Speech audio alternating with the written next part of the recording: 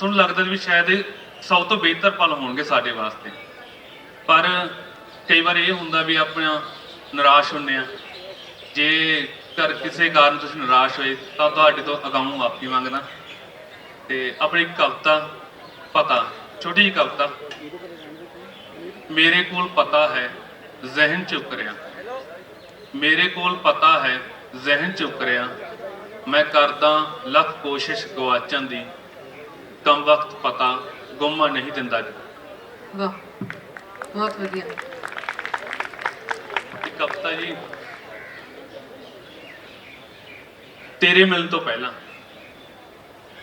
ਤੇਰੇ ਮਿਲਣ ਤੋਂ ਪਹਿਲਾਂ ਇਹ ਨਹੀਂ ਸੀ ਕਿ ਹੱਸਦਾ ਨਹੀਂ ਸਾਂ, ਪੰਛੀ ਚਹਿਚਹਾਉਂਦੇ ਨਹੀਂ ਸਨ, ਦਰਿਆ ਵਗਦੇ ਫੁੱਲ ਮਹਿਕਦੇ ਨਹੀਂ ਸਨ, ਜਾਂ ਮੌਸਮੀ ਚੱਕਰ ਨਹੀਂ ਸੀ ਘੁੰਮਦਾ, ਇਹ ਵੀ ਨਹੀਂ ਕਿ ਜਿਉਂਦਾ ਨਹੀਂ ਸਾਂ। ਬਸ ਤੇਰੇ ਮਿਲਣ ਤੋਂ ਪਹਿਲਾਂ ਮੈਂ ਅਰਥਹੀਨ ਸੀ, ਸਾਹਾਂ ਨਾਲ ਭਰਿਆ ਮਹਿਸੂਸਨ ਤੋਂ ਸਖਣਾ, ਫੁੱਲ ਦੀ ਛੋਹ ਦੇ ਅਹਿਸਾਸ ਨੂੰ, ਰੰਗ ਖੁਸ਼ਬੂ ਦੇ ਉਰੇ ਹੀ ਜਾਣਦਾ, ਪੰਛੀਆਂ ਦੀ ਪਾਈ ਬੋਲੀ ਦੀ ਤਾਲ ਤੋਂ ਬੇਖਬਰ, ਇਸ ਗਾਉਂਦੀ ਮਹਿਕਦੀ ਧੁਨ ਨੂੰ ਰਿਕਾਰਡਡ ਲੋਚਦਾ, ਜੰਗਲਾਂ 'ਚ ਭਟਕਦਾ, ਰੁੱਖਾਂ ਬਰਾਬਰ ਸਾਹ ਲੈਣ ਤੋਂ ਅਸਮਰੱਥ, ਪਤੰਗ ਦੀ ਉਡਾਨ ਨੂੰ ਦੌਰ ਨਾਲ ਹੀ ਵੇਖਦਾ, ਹੱਥਾਂ ਦੀ ਤੇਜ਼ ਧੁਨ ਜਾਣ, ਪਾਣੀ ਦੀ ਮਿਠਾਸ ਨੂੰ ਜੀਭ ਨਾਲ ਹੀ ਚੱਖਦਾ, ਜਿਉਂ ਰਿਹਾ ਸਾਂ ਮੈਂ।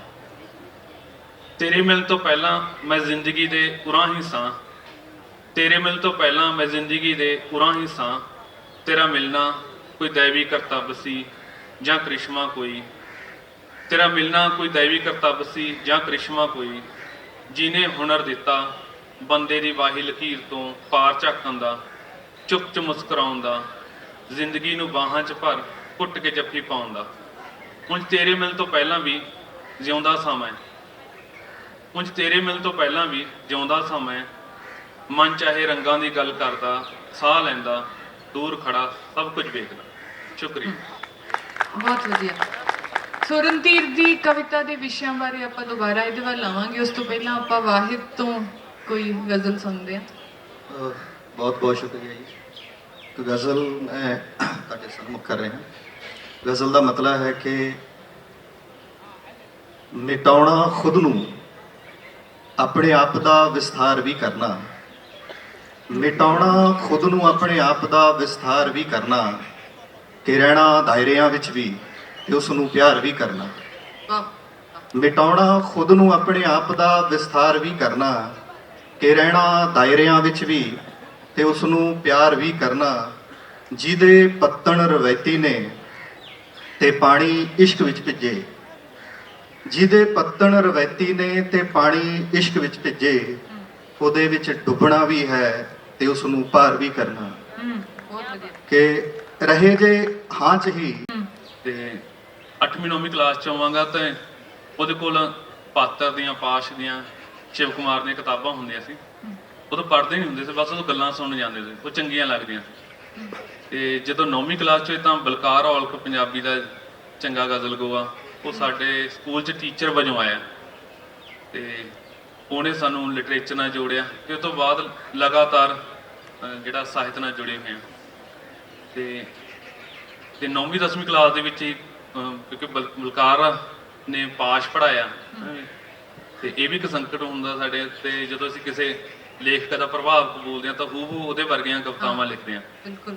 ਤੇ ਉਹ ਲਗਭਗ 3 ਜਾਂ 4 ਸਾਲ BA ਦੇ ਫਸਟ ਈਅਰ ਜਾਂ ਸੈਕੰਡ ਈਅਰ ਤੱਕ ਮੈਂ ਪਾਸ਼ਨੂਆਂ ਹੀ ਕਵਿਤਾਵਾਂ ਲਿਖਦਾ ਰਿਹਾ ਤੇ ਉੱਥੋਂ ਲਗਾਤਾਰ ਇਹ ਪ੍ਰੋਸੈਸ ਜਾਰੀ ਹੈ। ਸ਼ੁਕਰੀਆ। ਹਾਂ, ਇਹ ਬਹੁਤ ਮੈਨੂੰ ਬਹੁਤ ਸੋਹਣੀ ਗੱਲ ਲੱਗਦੀ ਹੈ, ਫੈਸੀਨੇਟਿੰਗ ਲੱਗਦੀ ਹੈ ਕਿ ਅਸੀਂ ਬਾਅਦ 'ਚ ਜਦੋਂ ਲਿਖਣਾ ਸ਼ੁਰੂ ਕਰ ਦਿੰਦੇ, ਜਿਉਂ-ਜਿਉਂ ਅਸੀਂ ਰਿਫਾਈਨਡ ਹੁੰਦੇ ਜਾਂਦੇ ਹਾਂ, ਅਸੀਂ ਜਿੰਨੇ ਮਰਜ਼ੀ ਵੱਡੇ ਵਿਸ਼ੇ ਐਕਸਪਲੋਰ ਕਰਦੇ ਰਹੀਏ, ਪਰ ਜਦੋਂ ਪਿੰਡ ਦੇ ਵਿੱਚ ਜਿਹੜੀ ਹੈ ਨਾ ਗੁਰਦੁਆਰੇ 'ਚੋਂ ਸਪੀਕਰ 'ਚੋਂ ਆਵਾਜ਼ ਆਉਂਦੀ ਆ, ਚਾਹੇ ਉਹ ਬਾਬਾ ਫਰੀਦ ਦੇ ਸਲੋਕ ਆ, ਚਾਹੇ ਉਹ ਗੁਰਬਾਣੀ ਆ ਗੁਰੂਆਂ ਦੀ, ਤੇ ਉਹਦਾ ਅਸੀਂ ਪ੍ਰਭਾਵ ਕਬੂਲੇ ਬਣਾ ਜਾਂ ਉਸ ਤਰ੍ਹਾਂ ਸਾਡੇ 'ਚ ਪਹਿਲਾਂ ਕਵਿਤਾ ਸਾਡੇ ਕੰਨਾਂ ਦੇ ਵਿੱਚ ਪੈਂਦੀ ਆ, ਉਹਦੀ ਸਾਨੂੰ ਗੁੜਤੀ ਮਿਲਦੀ ਆ, ਤੇ ਉਹ ਕਿਤੇ ਨਾ ਕਿਤੇ ਸਾਡੇ ਤੇ ਰਹਿੰਦਾ ਹੀ ਆ। ਤੇ ਵਾਹਿਦ, ਤੁਹਾਡਾ ਕਿਵੇਂ ਸਿਲਸਿਲਾ ਸ਼ੁਰੂ ਹੋਇਆ ਲਿਖਣ ਦਾ? ਮੇਰਾ ਜੋ ਪਿਛੋਕੜਾ ਉਹ ਤਾਂ ਮੇਰਾ ਤੇ ਰਣਧੀਰ ਦਾ ਤੁਹਾਡਾ ਆਪਣਾ ਸਾਰਿਆਂ ਦਾ ਇੱਕੋ ਜਿਹੀ ਹੈ, ਕਿਉਂਕਿ ਪਿੰਡਾਂ 'ਚੋਂ ਆ ਤੇ ਇਸ ਕਰਕੇ ਮੇਰਾ ਜਿਹੜਾ ਵਾਹ ਪਿਆ ਉਹ 2005 ਤੋਂ ਬਾਅਦ ਮਤਲਬ ਸ਼ੁਰੂ ਹੁੰਦਾ ਹੈ ਕਿ 2005 ਦੇ ਵਿੱਚ ਮੇਰਾ ਇੱਕ, ਮੈਂ ਬਹੁਤ ਵਾਰੀ ਇਹ ਗੱਲ ਬੋਲ ਚੁੱਕਿਆ ਤੇ ਮੇਰਾ ਇੱਕ ਐਕਸੀਡੈਂਟ ਹੁੰਦਾ ਜਿਹਦੇ ਦੇ ਚਲਦਿਆਂ ਮੈਨੂੰ ਤਕਰੀਬਨ 2-2.5 ਸਾਲ ਜਿਹੜਾ ਹੈਗਾ ਉਹ ਕੰਪਲੀਟ ਬੈੱਡ ਰੈਸਟ ਹੈ ਜਿਹੜੀ ਉਹ ਕਰਨੀ ਪੈਂਦੀ। ਤਾਂ ਉਹ ਇੱਕ ਇਸ ਤਰ੍ਹਾਂ ਦਾ ਐਕਸੀਡੈਂਟ ਹੈ ਕਿ ਮੈਨੂੰ ਮਤਲਬ ਮੈਂ ਨਿਰਾਸ਼ ਵੀ ਹਾਂ, ਹੈ ਨਾ, ਮੈਨੂੰ ਸਮਝ ਨਹੀਂ ਆ ਰਹੀ ਕਿ ਵੀ ਮੈਂ ਦੁਬਾਰਾ ਤੁਰਦਾ ਹੋ ਵੀ ਪਾਊਂਗਾ, ਸਿੱਧਾ ਤੁਰ ਫਿਰ ਵੀ ਸਕੂੰਗਾ ਜਾਂ ਨਹੀਂ। ਤਾਂ ਉਹਨਾਂ ਦਿਨਾਂ 'ਚ ਮੇਰੇ ਇੱਕ ਦੋਸਤ ਨੇ ਮੈਨੂੰ ਕੁਝ ਕਿਤਾਬਾਂ ਲਿਆ ਕੇ ਦਿੱਤੀਆਂ ਤੇ ਮੈਨੂੰ ਕਿਹਾ ਵੀ ਤੁਹਾਨੂੰ ਲਿਟਰੇਚਰ ਨਾਲ ਜੁੜਨਾ ਚਾਹੀਦਾ। Bachelor Dad author, yeah. Yes. Yes, it's a great platform, and it highlights not just my journey as an actor, which I've spoken about in this book, but it takes off from there and then highlights the transition into becoming a single parent and what spurred me on to become a writer, an author for the first time in my life. So I'm very grateful to Literati, the Chandigarh Lit Fest, for trying to highlight a very unique side of my personality, and of course giving me the platform to talk about bachelor dad के बारे में। मैं काफ़ी बातें करूँगा जो मैंने पहले इतनी नहीं की हैं, क्योंकि ये किताब ओमनिक्रॉन वेव की टाइम पर रिलीज़ हुई थी, तो चंडीगढ़ आने का मौका भी नहीं मिला था मुझे उस वक्त। और मेरे यहाँ बहुत सारे फैंस भी हैं जो शायद मतलब उन्हें पता नहीं होगा कि मैंने एक किताब लिखी जिसका नाम है बैचलर डैड, तो उन्हें इस बात से भी वाकिफ़ करने की कोशिश करूँगा। And just happy to be here. So one word for CLS Literati. CLS के बारे में थोड़ा सा CLF, Chandigarh Lit Fest. CLF, yes. I mean, I would just like to say thank you, CLF, and kudos to you for organizing such a good lit fest, such a unique lit fest, and for having me here for Bachelor Dad, and for helping me and giving me the platform to talk about some very unique facets to my personality and my book, of course. आज हमने Chandigarh lit fest लिटराटी की 12वीं addition की शुरुआत की यहाँ lake club पे, और सुबह उद्घाटन में माधव कौशिक जी, जो चंडीगढ़ के ही जाने माने कवि हैं और राष्ट्रीय साहित्य अकादमी के अध्यक्ष हैं, उनके द्वारा हमने उद्घाटन कराया। फिर रतन टाटा साहब पे जो उनकी एक बायोग्राफी लिखी है मिस्टर मैथ्यू ने, उसका राष्ट्रीय विमोचन हुआ है यहाँ पे, और रतन टाटा जी की अद्भुत जीवनी और व्यक्तित्व पे चर्चा रही। उसके बाद जलियांवाला बाग, जो भारतीय इतिहास में एक डिफाइनिंग मोमेंट रहा है, ख़ासतौर से पंजाब में, उस पे नवतेज सरना साहब और केशवर देसाई मैम ने चर्चा की, और वो बहुत ही एक जो दर्दनाक इतिहास रहा है पंजाब का, वो एक तरह से ताज़ा हुआ, और कई ऐसी बातें पता चली जो शायद पब्लिक में नहीं है। साथ में ही अभी हमारे साथ सेशन चल रहा है जो ऐसे जो लैंडमार्क जजमेंट्स रहे हैं लीगल हिस्ट्री में, जो आज की हमारी प्रजातंत्र और संविधान है, जिन्होंने उसका स्वरूप बनाया है। साथ ही हमारा एक बहुत अच्छा सेशन आज है जनरल कार्डोजो और जनरल अता हसनैन के साथ, जिसमें वो वॉइसेस ऑफ वैलर, जो हमारे शूरवीरों की गाथाएं हैं, उनको हम साझा करेंगे। और एक सेशन है और बहुत ख़ास, तुषार कपूर जो जाने माने बॉलीवुड एक्टर हैं, वो एक सिंगल फादर भी हैं। उन्होंने 2016 से सरोगेसी के माध्यम से उनकी वो फादर बने हैं, तो वो अपनी फादरहुड की जर्नी, बैचलर डैडी की एक किताब लिखी है उन्होंने, उस किताब पे चर्चा करेंगे। तो इट हैज़ बीन एक बहुत ही रोचक एक्शन पैक्ड डे रहा है। और साथ ही एक ख़ास और सेशन था पंजाबी कवियों पर, जो यंग पंजाबी पोइट्स हैं हमारे। तो लिटरेटी की खासियत ये है कि हम हिंदी, उर्दू, पंजाबी और अंग्रेज़ी सबका संगम यहाँ लाते हैं और आपके सामने रखते हैं। एक मैम, इसका जो लिटरेटी का कॉन्सेप्ट क्या है, मतलब इससे क्या फ़ायदे सोसाइटी को होंगे, यंगस्टर्स को फ़ायदे होंगे, थोड़ा सा मैंने जैसा कि मोटिव हमारा क्या है? मैंने जैसे सुबह अपने उद्घोष में भी कहा था कि हमारी थीम है सेलिब्रेटिंग क्रिएटिविटी, और क्रिएटिविटी एक बहुत बड़ा शब्द है, क्योंकि जो भी संस्कृति है, जो भी कल्चर है, जो भी सोच है, वो क्रिएटिविटी के माध्यम से, शब्दों के माध्यम से, कला के माध्यम से ही हम एक पीढ़ी से दूसरी पीढ़ी तक पहुंचाते हैं।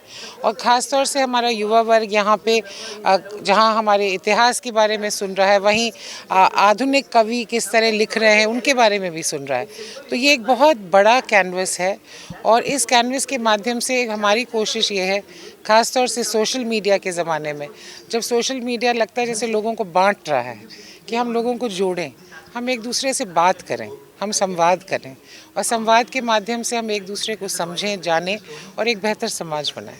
और आपने 2 लाइन्स भी सोची थी आज, वो इंटरेस्टिंग थी, थोड़ा अगर आपको याद हो तो। वो मैंने आज सुबह ही लिखी थी और वो मैं सोच ही रही थी कि वाई लिट फेस्ट, तो 2 लाइनें बस ये लिखी थी कि लत लग गई है। लत क्योंकि आप जितनी नेगेटिविटी अपने अंदर पालोगे वो उतनी और बढ़ेगी। लत लग गई है हमें आपसी विवाद की, लत लग गई है आज हमें आपसी विवाद की, भूले जा रहे हैं खूबसूरती संवाद की। So this is the thought behind Literati. Thank you. एक तो चंडीगढ़ लिटरेरी सोसाइटी का ये जो लिटरेटी का ये 12वां संस्करण है, लगातार इतने वर्षों से करते आ रहे हैं। तो सबसे बड़ी बात तो ये है कि ये पहली ऐसी सोसाइटी है जो सारा साल काम करती है। बाकी ऐसी शहरों में आयोजन होते हैं वो एक ही आयोजन करते हैं, लेकिन नई पीढ़ी को सामने लाने के लिए पोइट्री कंपटीशन है, शॉर्ट स्टोरी कंपटीशन है, मीट दी आथर है, इनका हर महीने कुछ ना कुछ होता रहता है बड़ा आयोजन। तो इसका एक फ़ायदा ये हुआ कि वो जो 3 पीढ़ी के जो लेखक हैं और चारों ज़बानों में लिखने वाले, पंजाब में आप देखेंगे कि हिंदी, पंजाबी, अंग्रेज़ी और उर्दू चारों ज़बानों के लोग एक साथ बैठते हैं, उठते हैं, लिखते हैं, डिस्कस करते हैं। तो पंजाब की ये जो इस बार का इन्होंने टॉपिक भी वही दिया है, सेलिब्रेटिंग क्रिएटिविटी। तो ये एक तरह का उत्सव है, सृजन को, लेखन को मनाने का उत्सव है। और इस उत्सव में आप देखेंगे कि इन 12 सालों में शायद ही कोई बड़ा लेखक बचा हो जो नहीं आया हो। तो इस बार भी इन्होंने इस तरह से चीज़ें जचाई हैं कि हर तरह का लेखन सामने आए, हिस्ट्री भी आए, फिक्शन भी आए, पोइट्री भी आए। और सबसे बड़ी बात यह है कि कम से कम 1 दर्जन किताबों का विमोचन भी हो रहा है। तो ये चीज़ें इसको एक कम्प्लीटली जिसको कहना चाहिए ना कि साहित्य और संस्कृति के प्रति जो मैडम सुमिता मिश्रा का जो कमिटमेंट है, ये उसका मूर्त रूप कहना चाहिए हमें। तो ये मूर्त रूप हर साल ये थोड़ा थोड़ा बढ़ता भी जा रहा है और बदलता भी जा रहा है। तो आप देखेंगे कि इस बार के जो टॉपिक्स हैं वो शुद्ध साहित्यिक होते हुए सामाजिक भी है, जलियांवाला बाग भी इसमें है। तो एक तरह से पूरे भारतीय समाज की मानसिकता, पूरे भारतीय साहित्य की सृजनात्मकता और नई पीढ़ी का लेखन, ये चारों चीज़ें एक साथ इन 2 दिनों में इन्होंने इकट्ठा की। और ये गुलदस्ता है और इस गुलदस्ते की महक मुझे लगता है कि पूरे हिंदुस्तान में फैलेगी। धन्यवाद। जय हिंद।